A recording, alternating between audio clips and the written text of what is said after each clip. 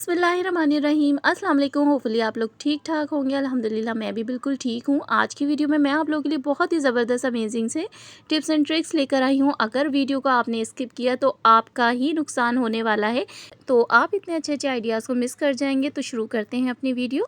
तो इस तरह की स्ट्रॉ अक्सर हमारे घर में आती रहती हैं, जूसेस के साथ बच्चे लेकर आते हैं और लाकर बस एक दो मरतबा उसे यूज़ करते हैं और जूस ख़त्म होने के बाद जब गिलास में पानी भरकर इससे ना पिएँ जब तक उन्हें सुकून नहीं आता।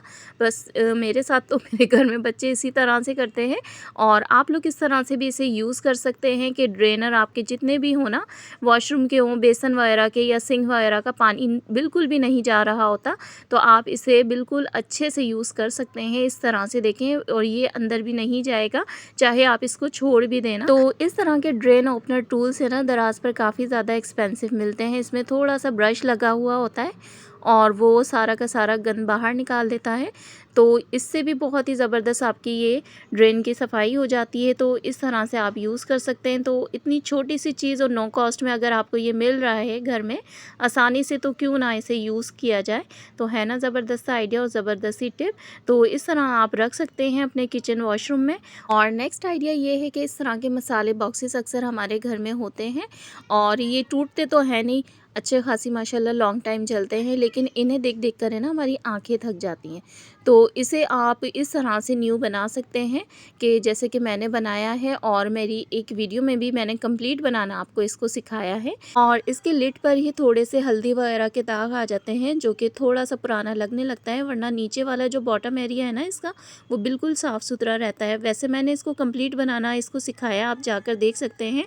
और मैंने इसके लिड को इतनी अच्छी तरीके से देखें फैब्रिक से कवर किया है, बिल्कुल भी ऐसा नहीं लग रहा कि ये इसके साथ नहीं आया है। और बहुत ही ज़बरदस्त ये इस तरह से आपका मसाला बॉक्स है ना बिल्कुल न्यू हो जाएगा। और एक टिप और साथ में इसकी दे देती हूँ कि जब भी आप मसाला रिफ़िल मुझे करना है, अभी मैंने सोचा आप लोगों से शेयर भी कर देती हूँ कि इस तरह एक कटिंग करके ना मतलब पेपर आप इसके अंदर भी रख सकते हैं। इससे आपका मसाला बॉक्स बिल्कुल भी ख़राब नहीं होता। वैसे ये बहुत ही अच्छी क्वालिटी का था, काफ़ी ज़्यादा माशाल्लाह ये लॉन्ग टाइम मेरा ये चल रहा है अभी तक। तो और मेरा इससे दिल भी नहीं भरा और क्योंकि मैं इसको चेंज करती रहती हूँ अगर लिड ख़राब हो जाता है, मतलब इस तरह का फैब्रिक। और ये रीयूजेबल है, आप इसको वॉश करके भी आप इसे मतलब लिड को मतलब धोकर भी इसे यूज़ कर सकते हैं। तो देखें बिल्कुल भी ख़राब नहीं होता। और आप चाहें ना इसके ऊपर एक नॉब भी लगा सकते हैं, एक बहुत ही ब्यूटीफुल से, तो और भी ज़्यादा आपको ये प्यारा लगेगा और बिल्कुल न्यू हो जाएगा। मैंने तो इसलिए नहीं लगाया है क्योंकि मुझे ड्रॉज में रखना होता है और इतना स्पेस नहीं होता। देखिए ये थोड़ा सा फंस के ही जा रहा है, आप चाहे ना इसके ऊपर नॉब भी लगा सकते हैं। स्टेप ये है, जहाँ बच्चे होते हैं वहाँ इस तरह के सिरप तो हर घर में मौजूद होते हैं। तो इनको रखने का तरीका ये है कि हम ला कर रख तो लेते हैं फ्रिज वगैरह में, तो लेकिन एक्सपायरी डेट है ना इसकी बिल्कुल सीलन से, मतलब थोड़ा सा नमी होने की वजह से ही बिल्कुल गायब हो जाती है ना।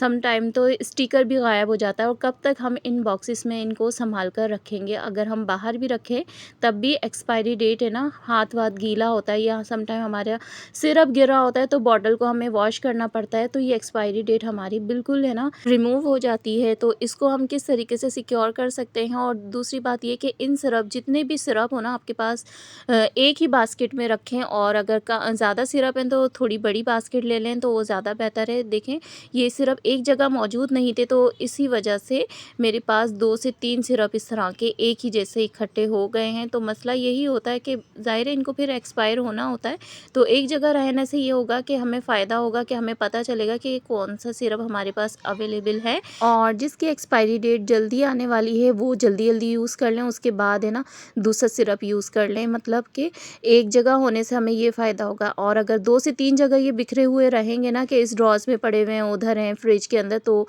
ये मसला आ सकता है। और दूसरी बात ये कि फ्रिज में अगर रखना चाहते हैं या फिर बाहर भी रखें ना, तो भी इन दोनों चीज़ों की ज़रूरत होगी हमें। तो इस तरह से हमने स्कॉच टेप लेना है और बिल्कुल थोड़ा सा ही लेना है, ज़्यादा नहीं लेना।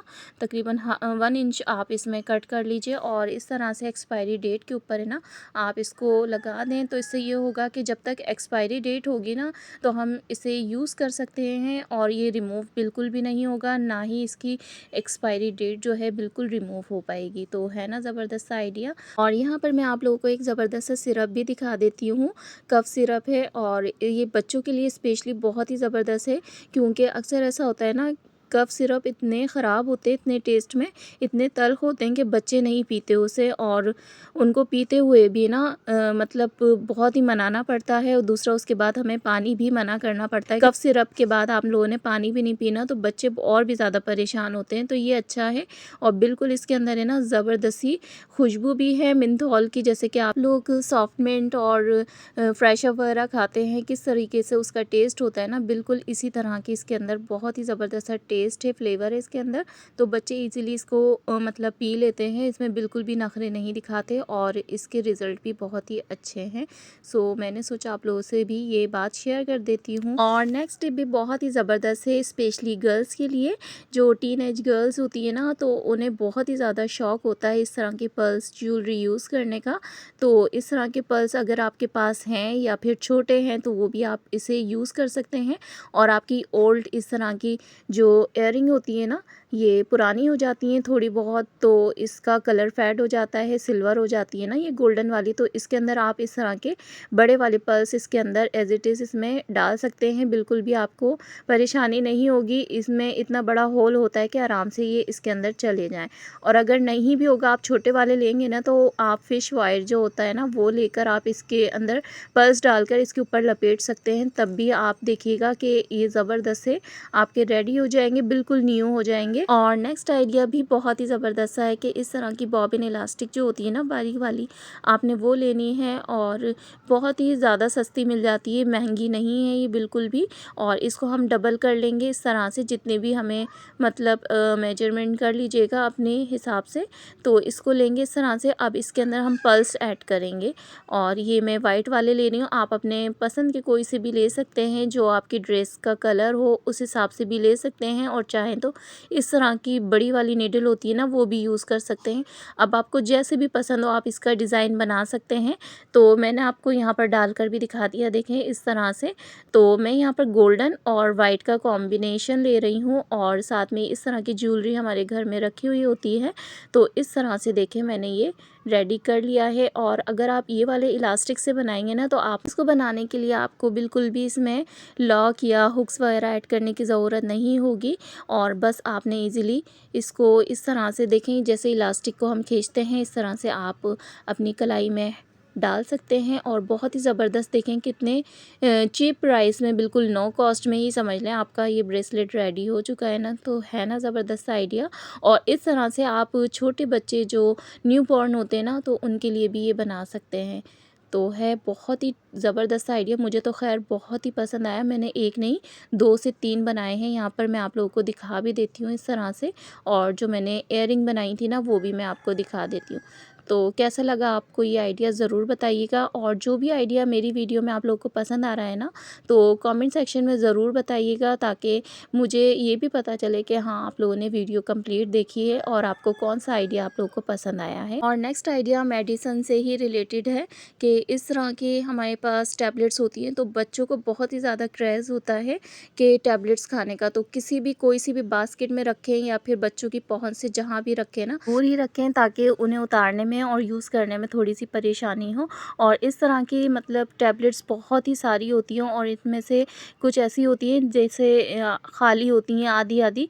तो आप इस तरह से कटिंग करके रख सकते हैं, लेकिन आपने एक्सपायरी डेट जहाँ मेंशन हो ना, वो कटिंग नहीं करनी, वरना फिर आपको कैसे पता चलेगा कि ये एक्सपायर है दवाई या फिर ये अभी यूज़ के काबिल है। इस तरह से आपने ये चीज़ बिल्कुल भी इस तरह से कटिंग नहीं करनी। और डॉक्टर वगैरह के जो भी डिस्क्रिप्शन हो, आपको बार बार जहाँ पर पेन हो रहा हो, तो वो भी संभाल कर रख लिया करें। और जो भी बंच पुराना हो और एक्सपायरी डेट उसकी बिल्कुल गायब हो चुकी हो, तो वो आपने डिक्लटर करनी है, फेंक देनी है इन दवाइयों को। इस तरह से कोई भी उनका रखने का फ़ायदा नहीं होता।